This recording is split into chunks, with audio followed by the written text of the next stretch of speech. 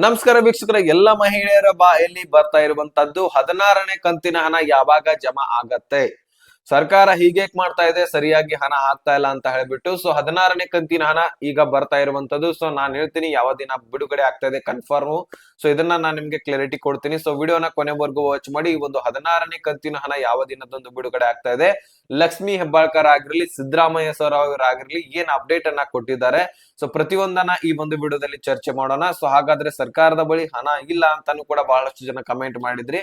So ಅದ್ರ ಬಗ್ಗೆನೂ ಕೂಡ ಚರ್ಚೆ ಮಾಡೋಣ. ಸೊ ಎಲ್ಲಾನು ಕೂಡ ಈ ಒಂದು ವಿಡಿಯೋದಲ್ಲಿ ಗೃಹಲಕ್ಷ್ಮಿ ಯೋಜನೆ ಬಗ್ಗೆ ಹೆಕ್ಕಿ ತೆಗೆದು ಎಲ್ಲಾನು ಕೂಡ ಒಂದೊಂದಾಗಿ ನಾವು ಚರ್ಚೆ ಮಾಡೋಣ. ಚಾನಲ್ಗೆ ಸಬ್ಸ್ಕ್ರೈಬ್ ಮಾಡಲಿ ಅಂದ್ರೆ ದಯವಿಟ್ಟು ಬೇಗನೆ ಸಬ್ಸ್ಕ್ರೈಬ್ ಮಾಡ್ಕೊಳ್ಳಿ. ವಿಡಿಯೋಕ್ಕೆ ಒಂದು ಲೈಕ್ ಕೊಟ್ಬಿಟ್ಟು ವಿಡಿಯೋನ ನೋಡ್ಲಿಕ್ಕೆ ಸ್ಟಾರ್ಟ್ ಮಾಡಿ. ಡೈರೆಕ್ಟ್ ಆಗಿ ನಾನು ಟಾಪಿಕ್ ಗೆ ಬಂದ್ಬಿಡ್ತೀನಿ. ವೀಕ್ಷಕರೇ, ಈ ಒಂದು ಗೃಹಲಕ್ಷ್ಮಿ ಯೋಜನೆಯಲ್ಲಿ ನಿಮಗೆ 16ನೇ ಕಂತಿನ ಹಣ ಆದ್ರೂ ಈಗ ಸದ್ಯದಲ್ಲಿ ಬರ್ತಾ ಇದೆ.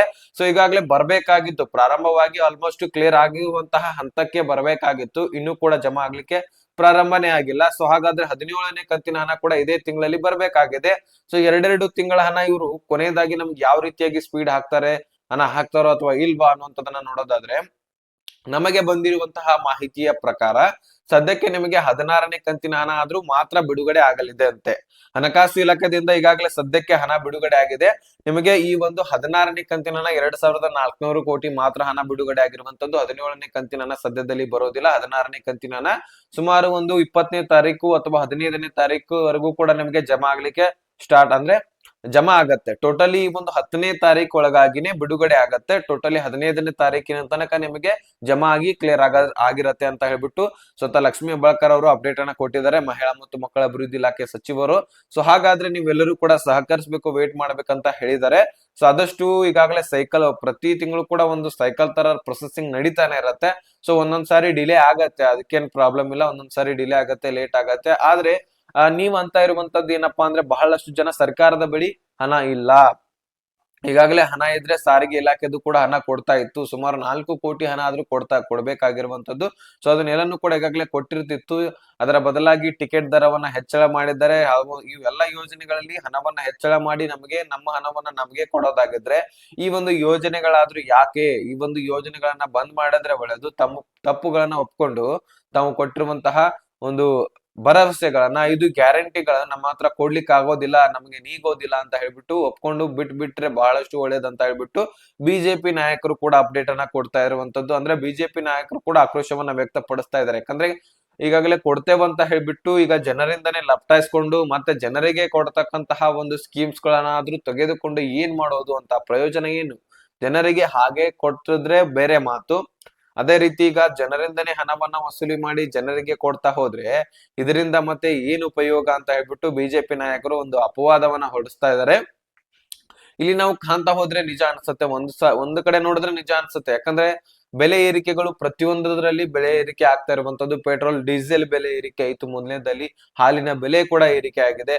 ನೆಕ್ಸ್ಟ್ ಕೊನೆಯದಾಗಿ ನಮ್ಗೆ ಈಗ ಫ್ರೀ ಬಸ್ ಮಹಿಳೆಯರಿಗೆ ಮಾತ್ರ ಕೊಟ್ಟು ಮತ್ತೆ ಪುರುಷರಲ್ಲಿ ಈಗ ಒಂದು ಹಣವನ್ನ ಹೆಚ್ಚಳವಾಗಿ ಹಣವನ್ನ ಪಡಿತಕ್ಕಂತಹ ಒಂದು ಈಗ 15% ಅಷ್ಟು ಬೆಲೆ ಏರಿಕೆ ಆಗಿದೆ. ಸೊ ಅದೇ ರೀತಿ ಇದರಲ್ಲಿ ಎಲ್ಲಾ ಕೂಡ ಪಡೆದುಕೊಂಡು ಗೃಹಲಕ್ಷ್ಮಿ ಹಣ ಹಾಕೋದಾಗಿರ್ಲಿ, ಮಹಿಳೆಯರಿಗೆ ಫ್ರೀ ಕೊಡೋದಾಗಿರ್ಲಿ, ಈ ಒಂದು ಅನ್ನಭಾಗ್ಯದಲ್ಲಿ ಸರಿಯಾಗಿ ಹಣ ಹಾಕ್ತಾ ಇಲ್ಲ. ಈ ರೀತಿ ಅಳುಕು ಪಳುಕು ಅಂತಾರ ನೋಡಿ. ಸೊ ಸರಿಯಾಗಿ ಹಣ ಹಾಕದೇ ಇರುವಂತಹ ಸ್ಕೀಮ್ ಒಂದ್ ಕಡೆ ಆದ್ರೆ, ನಮ್ಮಿಂದ ಲಪ್ಟಾಯಿಸ್ಕೊಂಡು ಹೋಗುವಂತಹ ಒಂದು ಬೆಲೆ ಏರಿಕೆ ಒಂದ್ ಕಡೆ ಆಗ್ಬಿಟ್ಟಿದೆ. ಇದರಿಂದ ಜನರಿಗೇನೆ ಹೊರೆ ಬಿದ್ದು ಬಿಟ್ಟಿರುವಂತದ್ದು. ಈಗ ಸರ್ಕಾರದ ಸಾಲ ಹೆಚ್ಚಾಗ್ತಾ ಹೋದ್ರೆ ಜನರಿಂದನೇ ಅವರು ಕಸ್ಕೊಳ್ಳೋದು, ಜನರಿಂದನೇ ತೆಗೆದುಕೊಂಡು ಸರ್ಕಾರದ ಸಾಲವನ್ನ ತೀರಿಸ್ಕೊಳ್ಳೋದು. ಸೊ ಅದಕ್ಕೋಸ್ಕರ ಫ್ರೀ ಬೇಡ ಅಂತ ಹೇಳ್ಬಿಟ್ಟು ಬಹಳಷ್ಟು ಮಹಿಳೆಯರು ಹೇಳಿರುವಂತದ್ದು. ಬಹಳಷ್ಟು ಪುರುಷರು ಕೂಡ ಹೇಳಿದ್ದಾರೆ. ಬಹಳಷ್ಟು ಫ್ರೀ ಆಗಿ ಕೊಡೋದ ಕಾರಣಕ್ಕಾಗಿ ಏನಾಗ್ಬಿಡತ್ತೆ, ಸೋಮಾರಿತನ ಆಗತ್ತೆ, ಮತ್ತೆ ಸರ್ಕಾರಕ್ಕೆ ಆರ್ಥಿಕ ಪರಿಸ್ಥಿತಿಗೆ ಹೊಡೆತ ಬೀಳತ್ತೆ. ಸೊ ಹೀಗಾದ ಕಾರಣಕ್ಕಾಗಿ ಕೊನೆಯದಾಗಿ ಇವ್ರು ಎಲ್ಲರೂ ಏನ್ ಮಾಡ್ತಾರೆ, ರಾಜಕಾರಣಿಗಳು ನಮ್ಮ ಹತ್ರನೇ ಬಂದು ನಮ್ಮ ಒಂದು ಹಣವನ್ನ ತೆಗೆದುಕೊಂಡು ಸರ್ಕಾರದ ಒಂದು ಏನು ಆ ಆರ್ಥಿಕ ಪರಿಸ್ಥಿತಿ ಏನ್ ಹದಗೆಟ್ಟಿರುತ್ತಲ್ಲ, ಸೊ ಅದನ್ನ ಸರಿಪಡಿಸ್ಲಿಕ್ಕೆ ನೋಡ್ಕೊಳ್ತಾ ಹೋಗ್ತಾರೆ. ಸೊ ಹೀಗಾದ ಕಾರಣಕ್ಕಾಗಿ ಇದು ಕೊನೆಯದಾಗಿ ಹೊಡೆತ ಬೀಳೋದು ಯಾರಿಗೆ, ನಮಗೇನೆ ಬೀಳುತ್ತೆ. ಸೊ ಅದಕ್ಕೋಸ್ಕರ ಈ ರೀತಿಯಾದಂತಹ ನಮಗೆ ಸ್ಕೀಮ್ಸ್ ಗಳು ಬೇಡ ಅಂತ ಹೇಳ್ಬಿಟ್ಟು ಅಪ್ಡೇಟ್ ಅನ್ನ ಕೊಟ್ಟಿರುವಂತದ್ದು.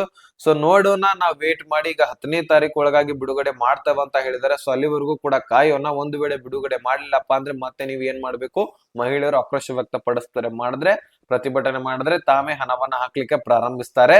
ಸೊ ನೋಡಿ, ನಮಗೆ ತಿಳಿಸಬೇಕಾಗಿರುವಂತಹ ಅಪ್ಡೇಟ್ ಇಷ್ಟಿತ್ತು. ಈಗ 10ನೇ ತಾರೀಕು ಒಳಗಾಗಿ ಬಿಡುಗಡೆ ಆಗಲಿದೆ. ಬೆಲೆ ಏರಿಕೆ ಏನೇನ್ ಆಗಿದೆ ಅನ್ನುವಂಥದ್ದನ್ನ ಬೇರೆ ವಿಡಿಯೋದಲ್ಲಿ ನಾನು ತಿಳಿಸ್ಕೊಡ್ತೀನಿ. ಎಷ್ಟರಿಂದ ಎಷ್ಟಿಗೆ ಏರಿದೆ, ಮೊದಲು ಎಷ್ಟಿತ್ತು, ಈಗ ಎಷ್ಟಾಗಿದೆ ಅನ್ನುವಂಥದ್ದನ್ನ ಎಲ್ಲನೂ ಕೂಡ ಒಂದೊಂದಾಗಿ ಚರ್ಚೆ ಮಾಡೋಣ. ಸೊ ಅದಕ್ಕೆ ಚಾನಲ್ ನ ಸಬ್ಸ್ಕ್ರೈಬ್ ಮಾಡಿ ಇಟ್ಕೊಂಡ್ಬಿಡಿ. ಪ್ರತಿಯೊಂದು ನಿತ್ಯ ಅಪ್ಡೇಟ್ಸ್ ಗಳು, ಇಂಪಾರ್ಟೆಂಟ್ ಮಾಹಿತಿಗಳು ಬರ್ತಾ ಇರತ್ತೆ.